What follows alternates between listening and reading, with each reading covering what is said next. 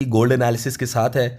Last day में हमने ये डिस्कस किया था कि जैसे ही गोल्ड 1896 की इंपॉर्टेंट सपोर्ट को तोड़ेगा तो बियर्स बहुत स्ट्रांग होते हुए नजर आएंगे और इन वो गोल्ड को 1876, 1854 और फिर 1832 तक लेकर जाने की ताकत हासिल कर लेंगे। और ऐसा ही हुआ। हमने 1896 का लेवल जैसे ही टूटते हुए देखा, बियर्स को स्ट्रांग होते हुए देखा। बियर्स ने 1854, 1862 को तो बहुत आराम से टारगेट किया।